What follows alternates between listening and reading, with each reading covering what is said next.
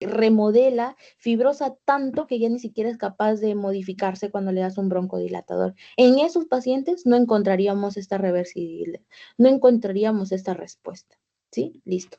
Entonces, eso ha sido diagnóstico de asma.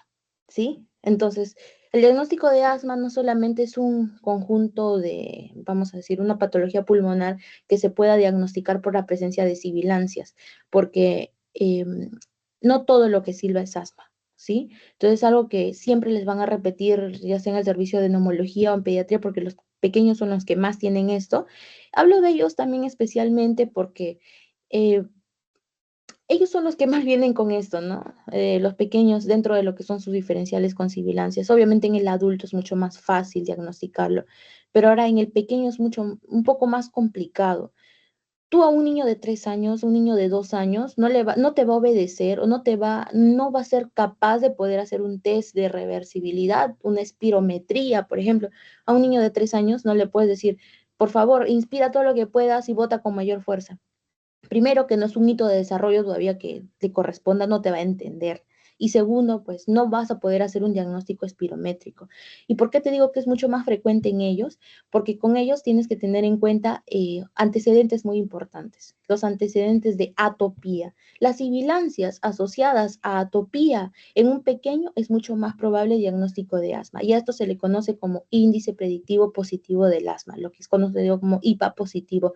¿Ya? Entonces, eso es muy importante porque al ser una patología del adulto, que ahorita lo estamos viendo en el adulto, también es importante analizarla en el pequeño, ¿ya? El pequeño también es uno de los motivos de consulta importantes por los cuales cursan con sibilancia, ¿no? Pero quiero que te lleves esto, que no todo lo que silba es asma, ¿ya? Te dejo ahí, interrogación, ya tus diagnósticos diferenciales de lo que son las sibilancias. Bien, esto ya lo hemos visto, ahora vamos al tratamiento propiamente dicho. Para el tratamiento, obviamente, tenemos que cumplir con algunas cosas. Si el paciente le desencadena las exacerbaciones el cigarro, entonces cortamos el cigarro. Pero ahora, el tabaco no es algo que en los pacientes que son fumadores crónicos, no es algo que le puedas decir, oye, mañana dejas de fumar y se acabó.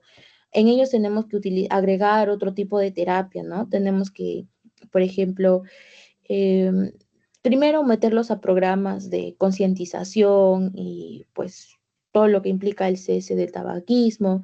Podríamos utilizar medicamentos, parches también de parches de bupropión, por ejemplo, que se podrían utilizar para poder disminuir la dependencia o mejor el síndrome de abstinencia, lo que podría generar cortar así raudamente lo que es el tabaco. Primero eso, evitar la exposición. Eh, También a los pacientes que son asmáticos, por ejemplo, ustedes sabían que los pacientes cuya condición, cuya exacerbación está desencadenada por la humedad, los hacen viajar a lugares más cálidos, ¿no? Donde haya menos humedad de la que hay en Lima. Entonces, el pulmón se acondiciona, evitamos la fibrosis y todos felices. Entonces, primero, la primera intervención es evitar los desencadenantes. Segundo, mejorar la alimentación, ¿no? Acá te dice, mira, una dieta adecuada, evitar alérgenos internos, externos, reducción del peso, ¿no? El peso quizás podría actuar como uno de los factores que limita también la función pulmonar, ¿ya? Aumentar el ejercicio, la respiración, ¿no? Evitar la polución, la contaminación. Bueno, todas esas son las pautas no farmacológicas que ofrece la GINA. Y esto es cierto, chicos. Esto es cierto. Cuando nosotros hacemos, por ejemplo, el diagnóstico de asma, el tratamiento de asma, no solo implica dar fármacos, porque el fármacos es lo último que se quiere dar con el paciente dado los efectos adversos que pueden desencadenar. Se tiene que hacer una terapia higienodietética primero. ¿Sí? Y estos son los medicamentos que utilizamos. ¿Por qué optamos primero por mejorías en el estilo de vida? Por los efectos adversos que pueden generar los corticoides inhalados. Miren, los dos corticoides inhalados que más utilizamos son la budesonida y la fluticasona. budesonida y fluticasona. El común denominador, o mejor dicho, el mejor de elección para todos los grupos etarios es la budesonida. Y acá es lo que nosotros vamos a conocer como dosis bajas, dosis medias, dosis altas. ¿Por qué se evita siempre llegar a los medicamentos? Por los efectos secundarios. Miren lo que podría generar los corticoides inhalados, candidiasis oral, por un contexto de inmunodepresión, ¿no? Disfonía, ronquera, faringitis, dificultad para respirar, garganta irritada. Hay que recordar que todo esto es inhalado, ¿no? La dermatitis perioral, hipertrofia muscular de la lengua y efectos secundarios sistémicos, alteraciones del comportamiento, la osteoporosis. Hay que recordar que la osteoporosis se da en un contexto de inflamación, donde los osteoclastos degradan al hueso, hacen inflamación y luego hacen remodelación. Pero si es inflamación, no se da más. Los osteoclastos, que son los tipos de macrófagos del hueso, no comen nunca más al hueso. Entonces no hay remodelación. Por consecuencia, ese hueso se desgasta. Y eso explica la osteoporosis, ¿no? Que el corticoide como antiinflamatorio evita esa respuesta remodeladora. Cataratas, el glaucoma esto es algo que siempre es un diferencial, ¿no? El glaucoma podría ser, eh, tenemos dos tipos de glaucoma, ¿no? El de ángulo cerrado y el de ángulo abierto, pero cuando se pregunta el tratamiento en los antecedentes del paciente, señor, usted es asmático y qué toma, corticoides y qué ha venido hoy día con dolor de ojo, le tomamos una tonometría, presión intraocular mayor de 20, probablemente eso se explique o se mejore suspendiendo el tratamiento. ¿Ya?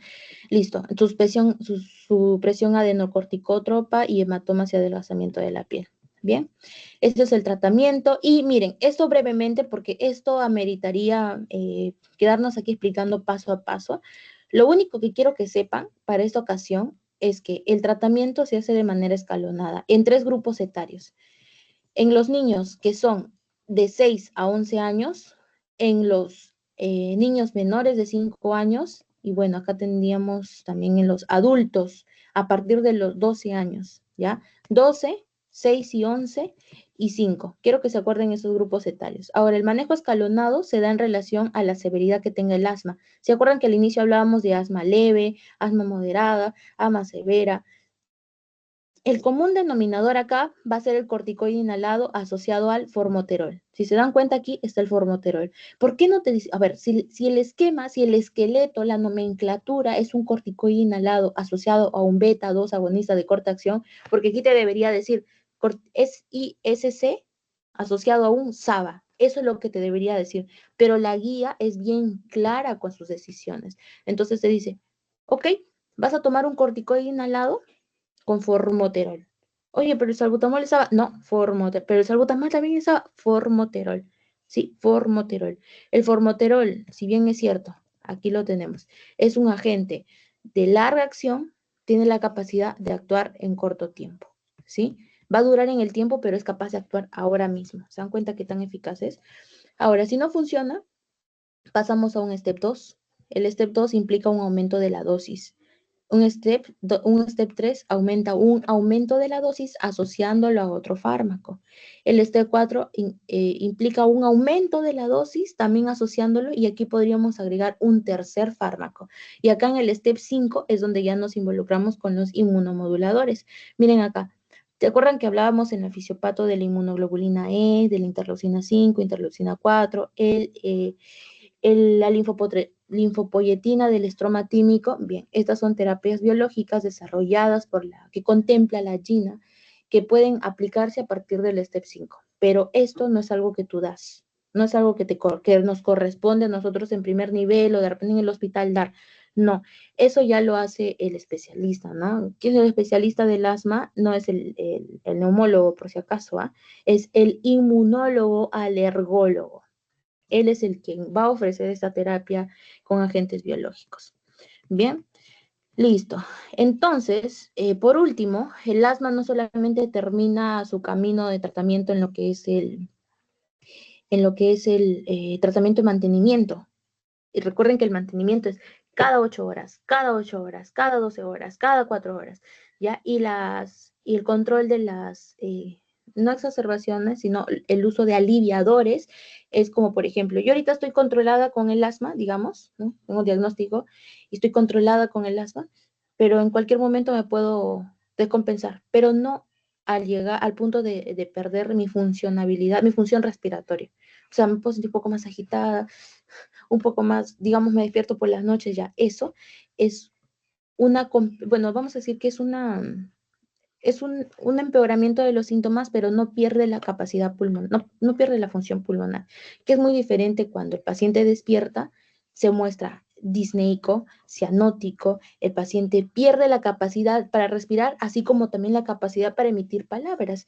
Y eso es uno de los criterios que propone eh, la clasificación de las crisis asmáticas y que se usa el tratamiento para el manejo de exacerbaciones. A estos picos de clínica, a estos picos de síntomas que manifiesta el asma, es lo que se conoce como exacerbaciones. Y miren, para poder hablar de crisis asmática moderada, leve, moderada o severa, el GINA nos propone parámetros, ¿no? Y tal cual como les iba comentando, ¿no? El paciente en el leve y moderado habla en frases, pero no está agitado. Tiene una frecuencia respiratoria alta. No hace uso de musculatura accesoria. ¿Cuáles son las musculaturas accesorias? Los subcostales, los intercostales, los supraclaviculares, ¿no? El, la, la frecuencia cardíaca está de 100 a 120 y aquí el tratamiento es dar SABA, salbutamol, acá te dice, ¿no? Los PUF hace referencia a la cantidad de veces que el paciente hace esto. Y el severo también es cuando el paciente habla en palabras, está agitado, ¿no? Y aquí vemos empeoramiento de los síntomas. Y en el moderado el paciente hablaba en frases, en el severo el paciente va a hablar en palabras, ¿no? Le preguntas, ¿sabes dónde estás? Sí. ¿Cuántos años tienes? O sea, ya el paciente tiene un deterioro no solamente verbal, sino también cognitivo, ¿no? Porque la misma hipoxemia, o mejor dicho, la misma disnea te podría conllevar a ello. Mira la saturación, cómo se encuentra, la frecuencia respiratoria por encima de 30, exceso de musculatura accesoria. Entonces, en estos casos, nosotros tratamos al paciente a unidad de cuidados intensivos, ¿ya? A unidad de cuidados intensivos. ¿Hasta dónde podríamos actuar? Hasta la leve y moderada. Incluso si la leve y moderada empeora, eso se va a unidad de cuidados intensivos. Listo, chicos. La palabra clave es SABA y espero que les haya gustado la sesión del día de hoy. ¿Sí? Si tienen preguntas, me avisan. Si no, eso ha sido todo por el día de hoy. Muchas gracias por la ponencia. Creo que ha sido muy buena para todos los que estamos presentes. Si alguien tiene alguna duda, por favor, dígala por el chat o por el micrófono para que puedan resolverla. Por favor.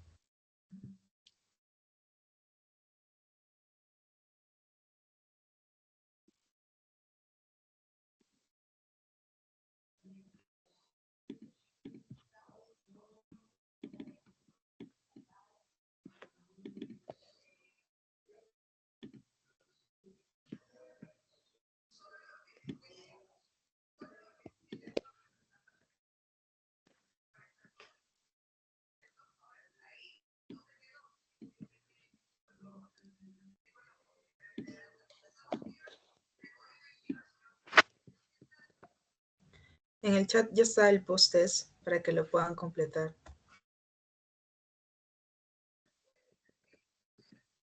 Bueno, en ese caso, muchísimas gracias por la ponencia, Shirley. Nos ha encantado la mayoría, obviamente que casi todos. Muchísimas gracias y esperamos tenerte en alguna otra oportunidad. Listo, muchas gracias, chicas. Y a los presentes, y con eso ha sido todo. Y bueno, nos vemos en una próxima oportunidad. Gracias. Ay, espérame, Shirley, antes de que te vayas, discúlpame, ¿estás ahí todavía? Sí, acá estoy. Ay, perdóname, justo nos llegó una preguntita. Referente al tratamiento del paciente asmático, ¿por qué no se aplica la inmunoterapia en aquellos pacientes? Ya, porque la inmunoterapia, por ejemplo, hablando de todo lo que son los agentes biológicos, se utilizan en pacientes que tienen un asma complicada, ¿no? Aquella que es difícil de tratar, que encaja dentro de los preceptos del asma severo. No es algo que podamos hacer nosotros porque depende mucho del inmunólogo alergólogo. El inmunólogo alergólogo, que es el que se encarga del tratamiento de asma, tiene que identificar primero el fenotipo del asma. El asma tiene muchos fenotipos. El más común, claramente, del que hemos hablado es el asma de tipo alérgeno, pero hay muchos tipos de asma. Entonces, dentro de lo que implica el tipo de asma es identificar el alérgeno. Entonces, el alérgeno es el que va a desencadenar toda esta sintomatología. Sin embargo, si yo no soy capaz de, pues, primero identificar el alérgeno, erradicarlo o evitar la exposición, de nada me va a servir la terapia inmunológica. Es por esa razón, José, que aquí yo no puedo utilizar inmunoterapia, inmunomoduladores, agentes biológicos, pretendiendo manejar el asma cuando ni siquiera he identificado el alérgeno. Entonces, puedo dar la mejor terapia que pueda, pero si no limito la exposición o no reconozco el que me está desencadenando, no me va a servir de nada. ¿Sí? Entonces, esa sería la razón, José, por la cual un médico, ¿no? Digamos, un médico, un cirujano, o cualquier persona que esté rotando, o el mismo serumista, que es una patología que vamos a encontrar bastante comúnmente, ¿no? No puede dar inmunoterapia en contextos de primera atención de primer nivel, porque necesitamos primero ver el desencadenante, evitarlo y recién dar un tratamiento de alto nivel con los inmunomoduladores interleucina 4, 5, anti-IgE y anexos. ¿Sí? Espero haber respondido a la pregunta. ¿Sí? Básicamente es eso.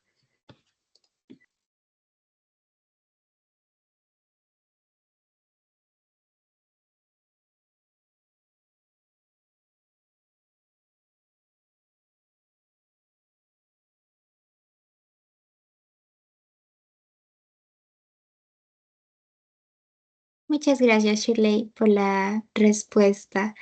Justo ahí en el chat también te estaba mencionando, muchas gracias, José, por las consultas. Si no hubiese alguna consulta más, chicos, aprovechen antes de que se acabe.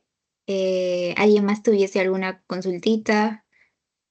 Sí, hay palabra clave, ya la mencionó Shirley, es SABA.